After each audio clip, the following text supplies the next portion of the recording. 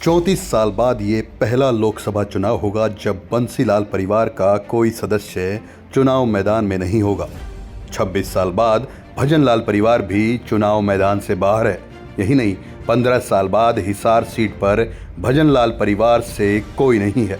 दिलचस्प तो ये भी है कि चौधरी देवीलाल परिवार से हिसार सीट पर ही 3 प्रत्याशी मैदान में हैं, वो भी अलग अलग पार्टियों से। भजनलाल 1989 में पहली बार फरीदाबाद से लोकसभा चुनाव जीते थे। 1998 में करनाल से जीते थे। 2009 से 2019 तक इस परिवार ने हिसार सीट से 4 चुनाव लड़े। रोहतक में कांग्रेस ने दीपेंद्र हुड्डा को 5वीं बार मैदान में उतारा है।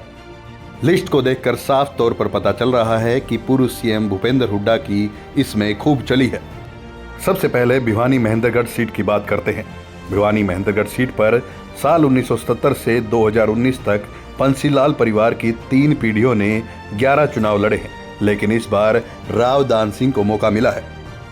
आपको बता दें कि 1970 में पहली बार बंसीलाल भिवानी सीट से चुनाव लड़े थे।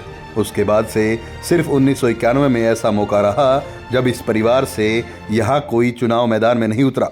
हालांकि 1991 में भी उनकी हवीपा ने ही सीट जीती थी। इस सीट पर बंसी परिवार की 3 पीढ़ियों ने कुल 11 चुनाव लड़े और 6 बार जीते थे।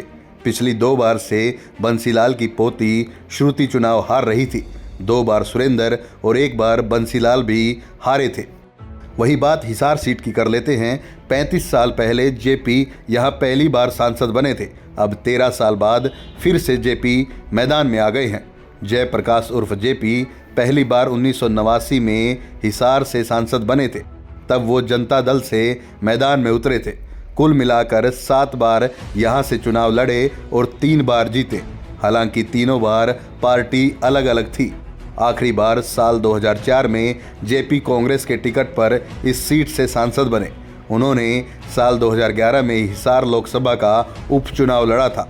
साल 2022 में आदमपुर से भव्य के सामने विधानसभा उपचुनाव भी लड़ा था। अब बात फरीदाबाद सीट की।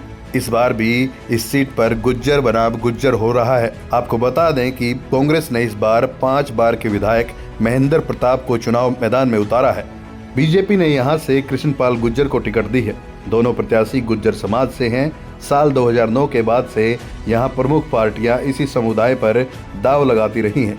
इस बार कृष्णपाल गुज्जर के हैट्रिक लगाने का मौका है और महेंद्र प्रताप के जिम्मे उन्हें रोकना है।